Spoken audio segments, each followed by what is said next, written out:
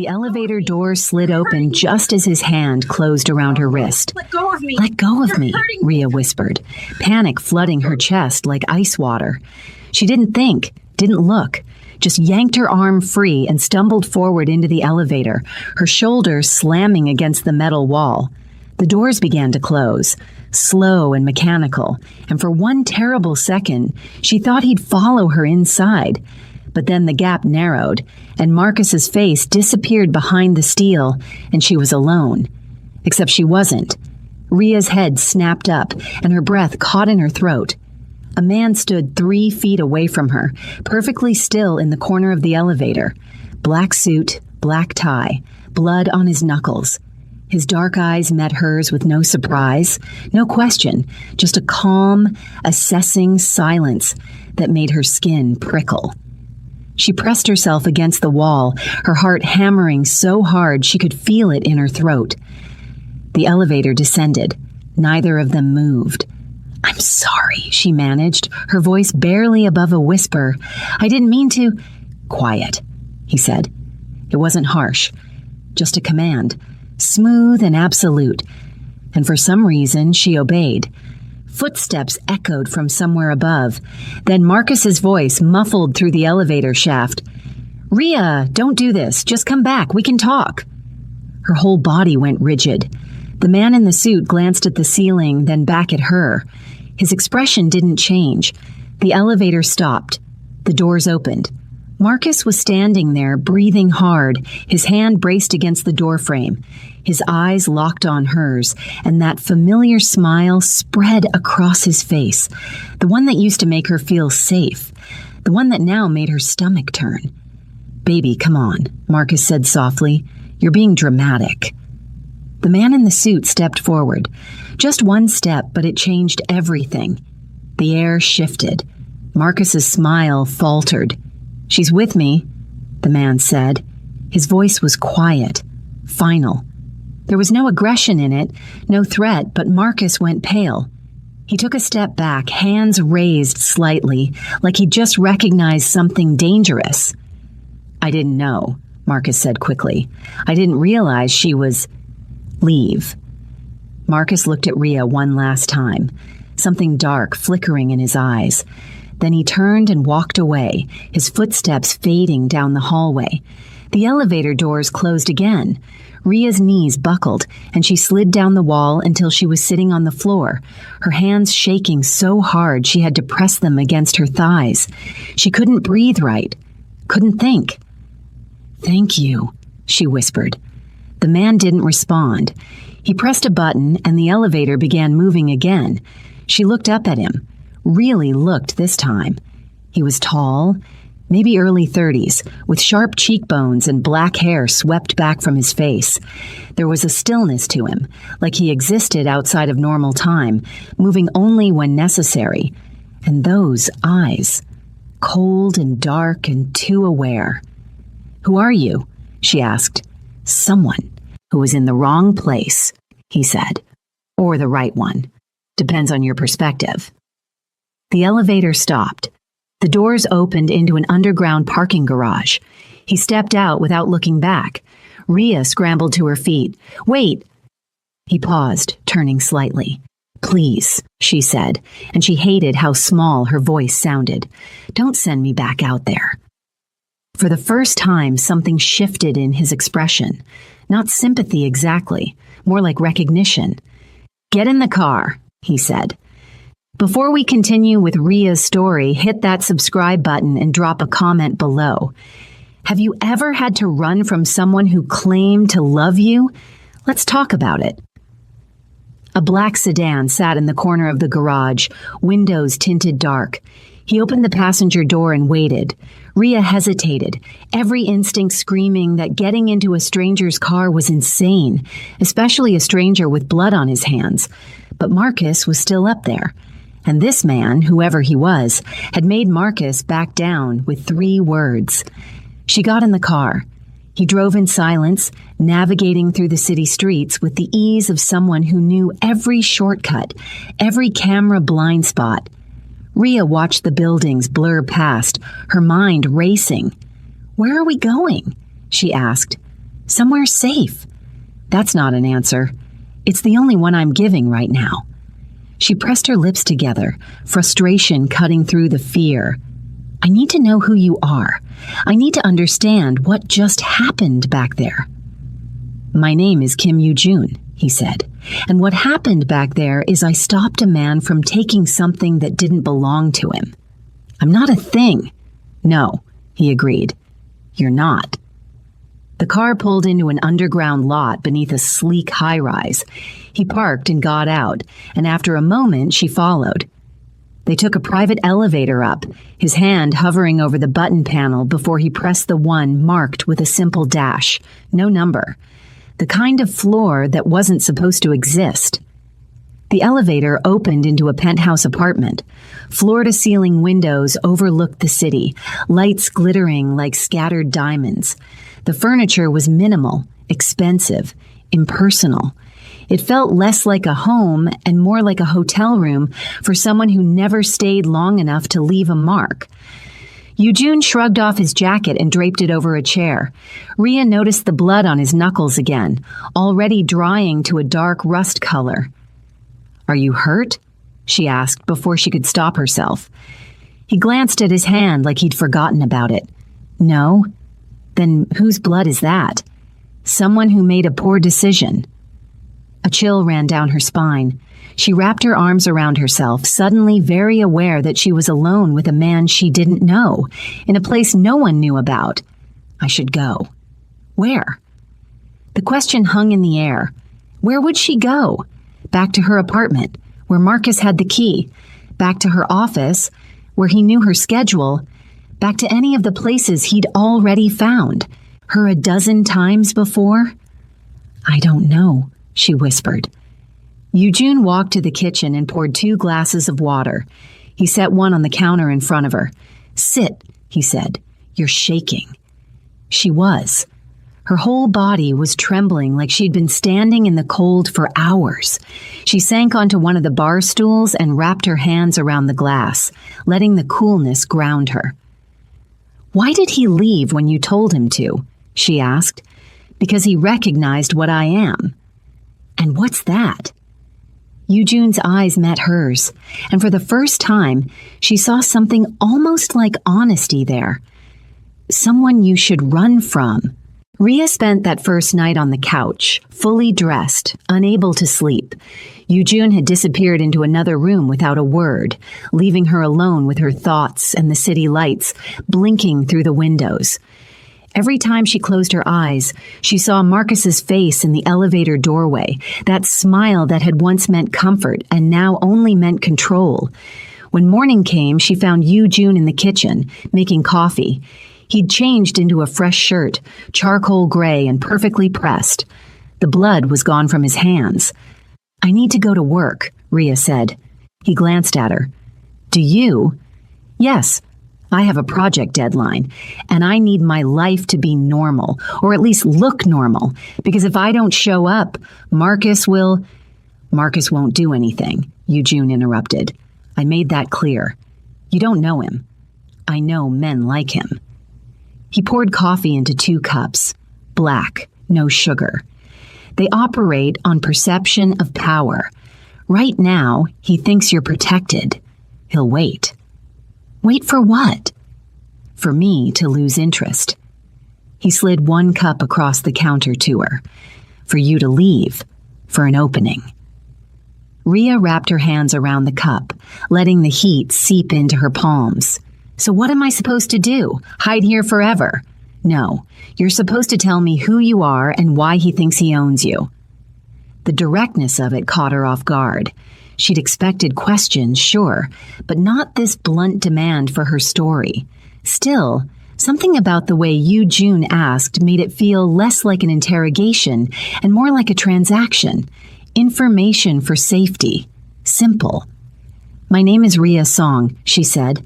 I'm a junior architect at Morrison & Lee, and Marcus doesn't think he owns me. He just thinks he's the only reason I exist. Yoo-jun leaned against the counter, waiting. I met him 3 years ago, Rhea continued, the words coming out flat and rehearsed, like she'd told this story to herself 100 times. I was broke, trying to finish my degree, working 2 jobs and still couldn't make rent. My mom was black, my dad was Korean. He died when I was 6, and after that, his family stopped talking to us. My mom did her best, but we moved a lot. Shelters, relatives' places, cheap motels. I never had a space that felt mine. She took a sip of coffee, bitter and strong. When I met Marcus, he seemed like everything I needed. Stable, reliable. He helped me with rent, co-signed my apartment, got me an interview at the firm where I work now, and for a while it was good. I thought I was lucky. When did it change? Eugene asked. Slowly. So slowly I didn't notice until I was already trapped. Ria's voice dropped. First, he wanted to manage my money because I was bad with budgets. Then he didn't like my friends because they were distracting me from my career. Then he needed to know where I was because he worried about me. Every boundary I tried to set, he found a way around. And the worst part? He never yelled, never hit me, just made me feel like I owed him everything. Debt, Eugene said quietly. The cleanest cage. Ria looked at him, startled. Yeah, exactly that. So why run now? Because yesterday, he told me he'd talked to my boss, told him we were getting married, that I'd probably want to go part-time after the wedding, maybe start a family soon. Her hands tightened around the cup. I never said yes to any of that, but he was already building the cage smaller, and I realized if I didn't leave right then, I never would. Silence settled between them, heavy but not uncomfortable. Eugene studied her with those dark, unreadable eyes. You design buildings, he said finally. It wasn't a question, but she nodded anyway. Adaptive reuse. I take broken structures and turn them into something livable, buildings people have given up on. Why? Because broken doesn't mean worthless, she said. It just means someone has to see what it could be instead of what it is. Something flickered across Eugene's face, too quick to read. He set his cup down. I have a business meeting. You'll stay here. I can't just hide. You're not hiding. You're giving him time to make a mistake. He grabbed his jacket from the back of a chair. There's food in the kitchen. The door's locked from the inside. Don't open them for anyone. Eugene, she said, and he paused at the door. Why are you helping me? He didn't turn around. I'm not helping you. I'm keeping you out of the way. Then he was gone. Ria stood alone in the pristine penthouse, coffee going cold in her hands, and wondered what the hell she'd walked into. She spent the day exploring the space, careful not to touch anything that looked important. The apartment was full of contradictions, expensive art on the walls, but no personal photos, a bookshelf filled with leather-bound classics, but the spines were too perfect, uncracked. A home that looked lived in, but felt hollow. She found paper and pencils in a drawer and did the only thing that ever calmed her mind. She drew. Floor plans, at first, then elevations, then a full concept for a children's library. Bright spaces, lots of windows, places where kids could be loud and safe at the same time. She didn't hear Eugene return until he was standing behind her, looking over her shoulder at her sketches. What is this? He asked.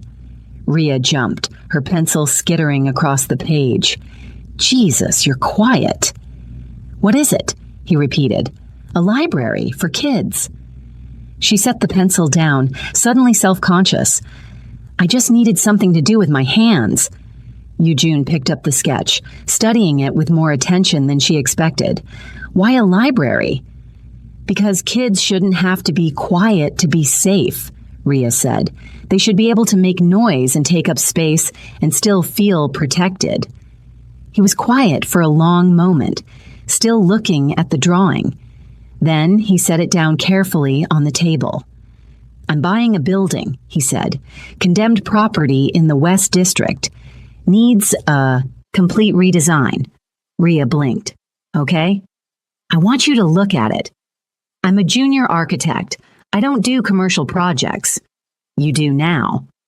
He pulled out his phone and showed her photos of a 6-story brick structure, windows boarded up, graffiti covering the ground floor. Give me a proposal. What would you do with it? She stared at the screen, her mind already racing through possibilities. Load-bearing walls, natural light, zoning restrictions. Why? Because I'm curious, Yujun said, and because you need something to do besides waiting. Ria took the phone from his hand, zooming in on the building's facade. Her fingers itched for her drafting tools. I'd need measurements, access to the interior, permits, and I'll get you whatever you need. She looked up at him, searching his face for the angle, the trap. But all she saw was that same calm assessment, like he was watching a chess game only he could see. Okay, she said finally, I'll do it. Yujun nodded once, then headed toward his room. He paused at the doorway. Ria, he said, and it was the first time he'd used her name. Don't trust me, but don't run from me either. Then he was gone, and she was left holding his phone, staring at a broken building and wondering which one of them was more damaged. 3 days later, Ria stood inside the condemned building with a flashlight, a measuring tape, and a growing sense of possibility. Yujun had delivered on his promise. She had access, she had the original blueprints, and she had freedom to explore every floor without question. The building was a disaster. Water damage on the 4th floor, structural concerns on the 2nd, outdated electrical throughout. But the bones were good. High ceilings, large windows, original brick that just needed cleaning. She could see it already. Mixed income housing, ground floor community space, something that would serve the neighborhood instead of displacing it. You've been here for 6 hours, Yujun's voice came from behind her. Ria didn't jump this time. She was getting used to his silent approaches. The load-bearing walls are solid. If we reinforce here and here, we can open up the ground floor completely. Natural light, accessible entrance, space for a community center or cafe. A cafe, he repeated, something almost like amusement in his voice. Or a community center, whatever serves the neighborhood best. She turned to face him, holding up her tablet covered in notes and sketches. This building can be something that actually helps people, not just another luxury development that prices everyone out. That's not profitable. It's sustainable, and it won't get you investigated. She pulled up her calculations. Mixed income housing qualifies for tax incentives. Community space builds goodwill. And if you're trying to clean money, this is a much better front than whatever you usually do. Yujun's eyebrow lifted slightly. You think you know what I do? I know you're not a venture capitalist, Ria said. I know people are afraid of you. I know you move through the city like you own parts of it, and I know that blood on your knuckles wasn't from a business meeting. And yet you're still here. Because you haven't lied to me, she said. Marcus lied every day and called it love. You don't pretend to be something you're not. Silence stretched between them, broken only by the distant sound of traffic outside. Yujun stepped closer, taking the tablet from her hands and scrolling through her designs. His men had been skeptical when he'd brought her to the site.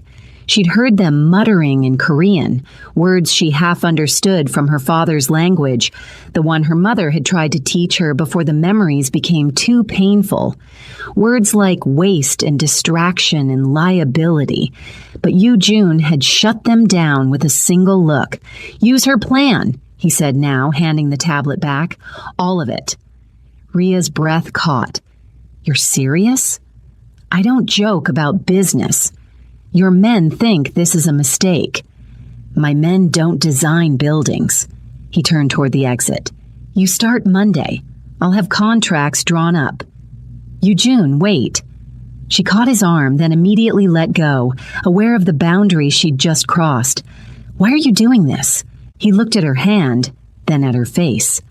You asked me once why I helped you. I said I didn't. That was true. But keeping you here, giving you this project, that's not about business. Then what is it about? I haven't decided yet, he said, and left her standing in the empty building with her plans and her racing heart. The next 2 weeks blurred together. Rhea threw herself into the project with an intensity that surprised even her. She worked 18-hour days, coordinating with contractors, arguing with Yujune's men about material choices, fighting for every detail that would make the building something special instead of just functional. Yujune watched. He didn't interfere, didn't override her decisions, just observed from the margins like he was studying something he didn't quite understand. Sometimes she'd look up from her drafting table, the one he'd had delivered to the penthouse, and find him reading nearby. Not working, just present. "Don't you have criminal empire things to do?" she asked one night, exhausted and punchy from too much coffee. "I'm doing them." "Reading a book is crime? Managing assets is." He turned a page. "You're an asset now." "Romantic," she said dryly. "I didn't say it was." But something had shifted between them, small things. He started asking about her work, actually listening to her explanations of load ratios and zoning codes. She started noticing things about him, the way he took his coffee black at 6 a.m. but added sugar at midnight, how he switched between English and Korean depending on who he was talking to, his voice changing pitch and rhythm, the scar on his left hand that he never explained. One night she couldn't sleep. She found him on the balcony, smoking a cigarette and staring at the city lights. "I didn't know you smoked," she said. "I don't, usually." He took a drag, exhaled slowly. "Bad habit from when I was younger." Rhea leaned against the railing beside him, keeping a careful distance. "How old were you when you got into this life?" 16. "That's young. Old enough." He stubbed out the cigarette. "My family was killed in a territorial dispute. The men who raised me after taught me that trust is a liability and control is survival." "Do you believe that?" "I did," he said, "for a long time." "And now?" Yujune turned to look at her, and the intensity in his eyes made her breath catch. "Now you're in my home, redesigning my property and asking questions no one else would dare ask. So I'm questioning everything I thought I knew about control." The air between them felt electric, charged with something Rhea couldn't name. She should step back, should maintain the professional distance that had kept things safe. Instead, she stepped closer. "What do you want?" she asked quietly. "Things I shouldn't." "Like what?" "Like this," he said, and kissed her. It wasn't gentle. It was hungry and desperate, and 3 weeks of tension finally breaking. Rhea's hands found his shirt, pulling him closer, and he backed her against the railing, his fingers tangling in her hair. She could taste the cigarette smoke on his tongue, feel the controlled strength in the way he held her, like he was afraid of breaking something fragile. When they finally broke apart, both breathing hard, Yujune rested his forehead against hers. "This is a bad idea," he said. "Terrible," she agreed. "You should go inside." "I should." Neither of them moved.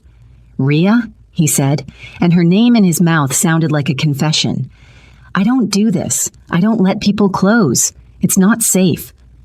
"For you or for them?" "Both." She pulled back enough to meet his eyes. "I'm not asking for safe. I'm asking for real." Something in his expression cracked just for a moment. Then he kissed her again, slower this time. Deliberate.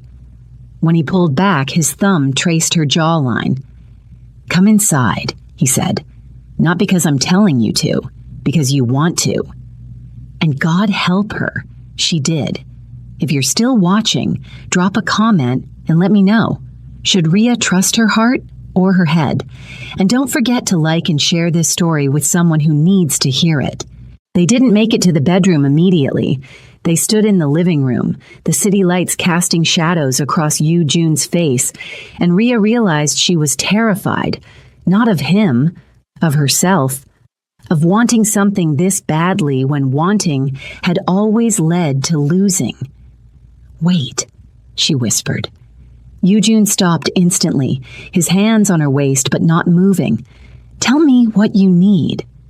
"I need you to promise me something." "What?"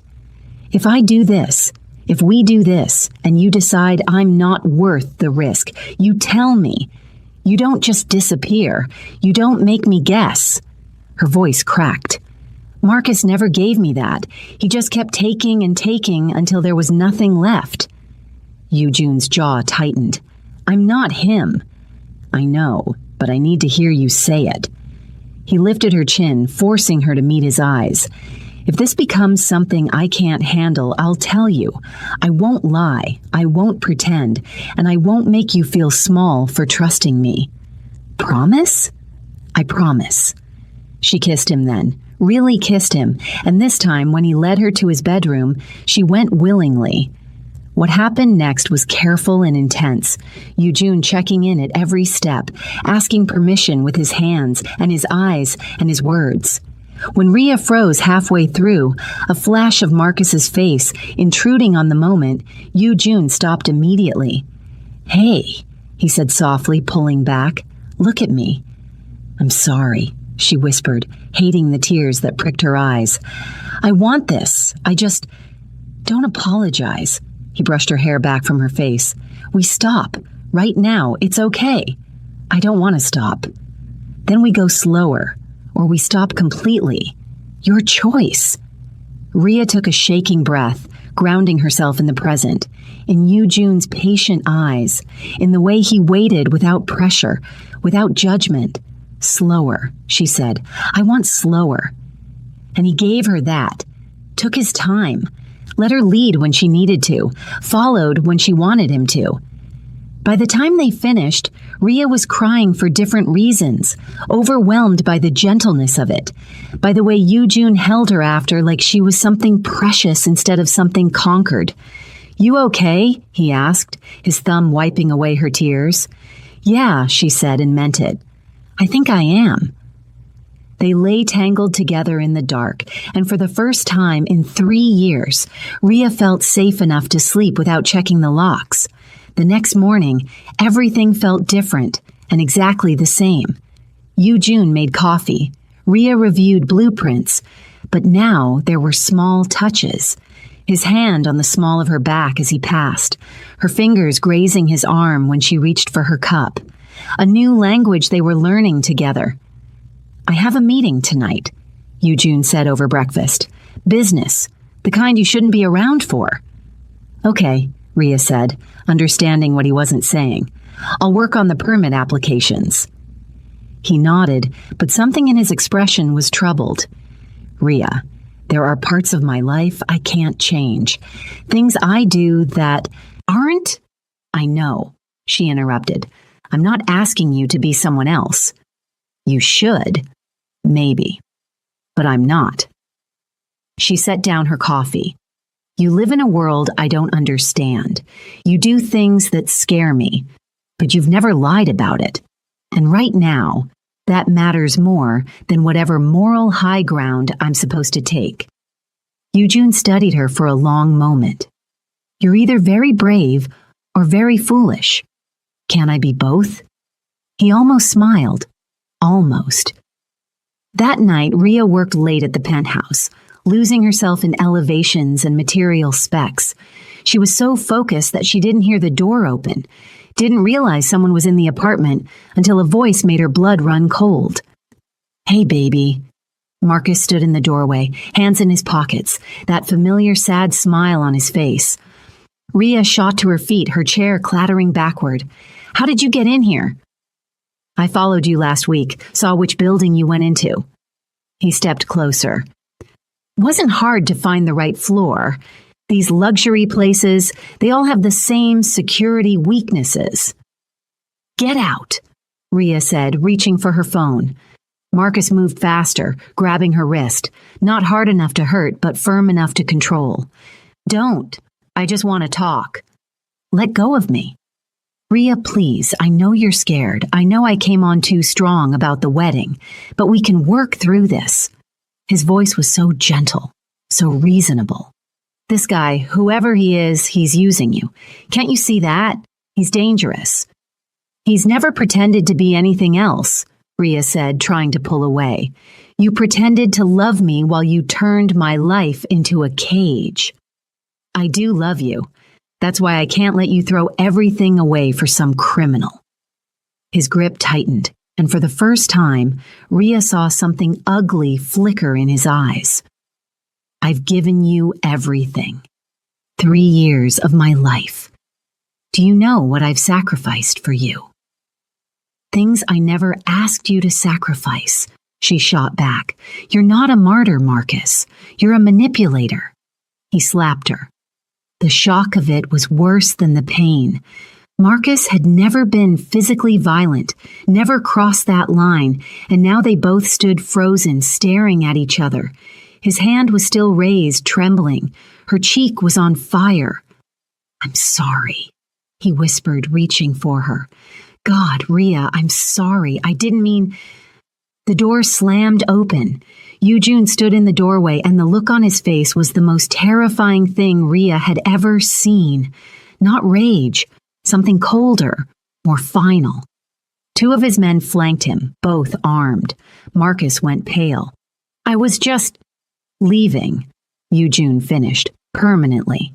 You can't threaten me. I'll go to the police. Eugene walked forward slowly, deliberately, until he was inches from Marcus. Go ahead. Tell them how you broke into my home, how you put your hands on her.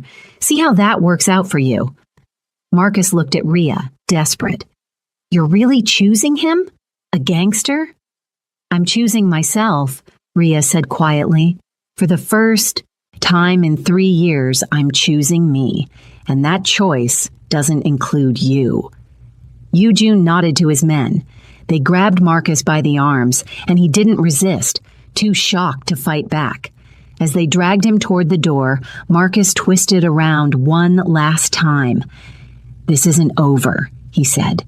Eugene's voice was soft and absolute. Yes, it is.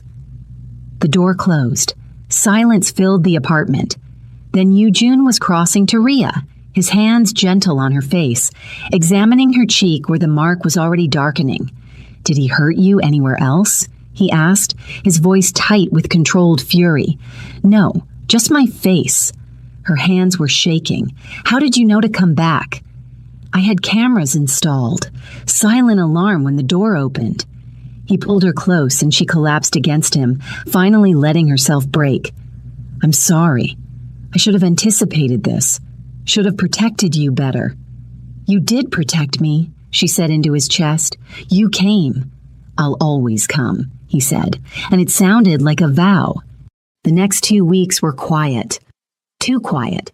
Marcus had vanished completely, and while that should have brought relief, it only made Rhea more anxious. Eugene increased security, had men watching her apartment, her office, every place she might go. She should have felt suffocated. Instead, she felt seen. The building project moved forward. Permits approved, contractors hired, groundbreaking scheduled for next month. Rhea poured herself into the work, and slowly, the fear began to fade. She started sleeping through the night, started laughing at Eugene's dry observations, started believing that maybe, just maybe, she could have this. Safety and passion, and a life that was actually hers. Then Eugene's second in command, a man named Chen, pulled her aside one afternoon at the construction site. You need to be careful, Chen said in Korean, probably assuming she wouldn't understand. I am careful, Rhea replied in the same language, watching his eyes widen in surprise. Chen recovered quickly. With him, I mean. You're making him weak. Distracted. In our world, that gets people killed. Maybe your world needs to change, Rhea said. It doesn't change. It just eats people who can't keep up. Chen's expression wasn't unkind, just honest. He's different with you. Softer. His enemies will notice. And when they do, they'll use you against him. Is that a threat? It's a warning. From someone who's known him since he was 16 and had nothing. Chen switched back to English. I'm not saying leave him. I'm saying understand what staying costs. That night, Ria couldn't shake Chen's words.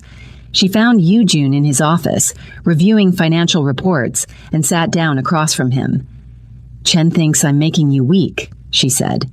Yujun looked up, no surprise in his expression. Chen worries too much. Is he right? Probably. Yujun set down his pen. Before you, I made decisions based purely on strategy.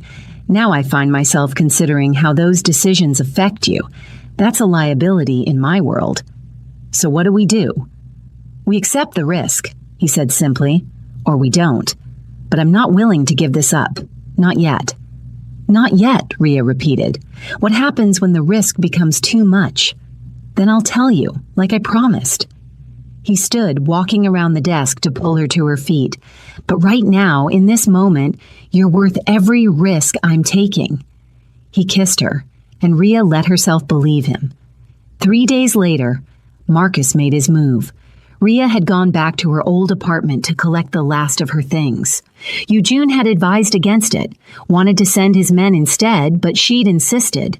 She needed to close this chapter herself, needed to prove she could walk back into that space without breaking. She was packing her drafting tools when she heard the door open. Her blood went cold. Marcus stood in the doorway, but he looked different. Thinner, unshaven, wild-eyed. I've been waiting for you to come back. Get out, Marcus. I can't. Don't you understand? I can't just let you go. He stepped inside, closing the door behind him. I've lost everything because of you. My job, my reputation, everything. You lost those things because of your choices, not mine. I made those choices for us. His voice cracked. I gave up promotions to help you, turned down transfers to stay in the city. Everything I did was for you, and this is how you repay me. Ria backed toward the window, her mind calculating distances and exits the way she'd been trained to analyze spaces. Marcus, you need help, professional help. This obsession isn't healthy. It's not obsession, it's love. He moved closer. And I know you still feel it too. You have to. We had 3 years together. 3 years of you controlling every aspect of my life. I was protecting you. From what? From having my own thoughts? My own money? My own choices? Ria's voice rose. You didn't protect me, Marcus. You isolated me. And you called it love because that's easier than admitting you were just afraid of being alone. Something broke in his expression. He lunged for her, but Ria was already moving. She'd spent 3 weeks studying this apartment, remembering its layout, and she knew exactly where the fire escape was. She threw open the window and climbed out just as Marcus's hand closed on empty air. "Ria!" he shouted. "Don't you dare run from me again!" But she was already down the fire escape, hitting the alley at a run. She pulled out her phone with shaking hands and called Yujun. "He found me," she gasped. "At my apartment. I got out, but—" "Stay on the line. Tell me where you are." She gave him the intersection, then kept moving, weaving through side streets. Behind her, she could hear Marcus calling her name, his voice echoing off the buildings. Her architect's brain kicked in automatically, mapping routes, identifying choke points, finding the path of least resistance.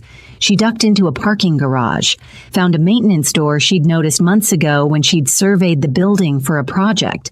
It led to a service corridor that opened onto the next street.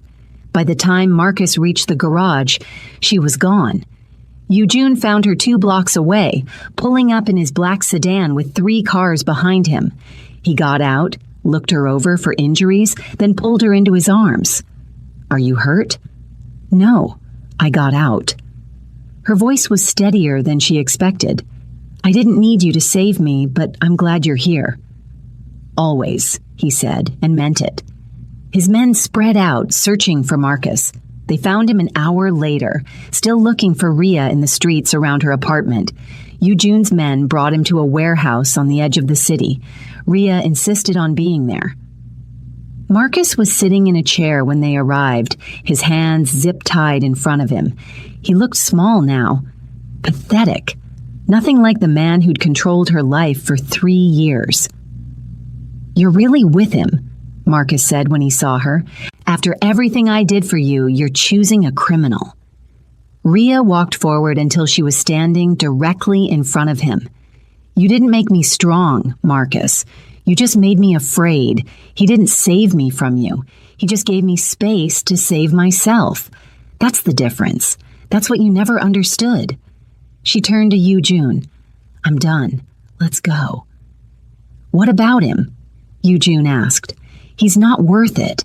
Let him go. He's already lost everything that mattered to him. His control, his image. Me, there's nothing left to take." June nodded to his men. They cut Marcus's restraints and left him sitting in that empty warehouse, exactly as alone as he'd always feared he'd be. 6 months later, Rhea stood in front of the renovated building, watching families move into their new apartments. The ground floor community center was already bustling, kids running through the space she'd designed for them, the building she'd saved, the space she'd made real. June stood beside her, his hand in hers. "You did this," he said. "We did this," she corrected. Her architecture firm was on the 2nd floor, her name on the door. June had helped fund it, but it was hers, her designs, her team, her future. "I have something for you," June said, pulling a small box from his pocket. Rhea's breath caught. "June." "It's not what you think, not yet." He opened the box to reveal a key. "I'm buying us a house, and I want you to design it. Every room, every detail, a space that's completely ours."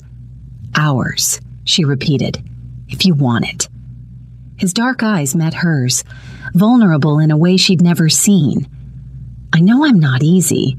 I know my world is dangerous.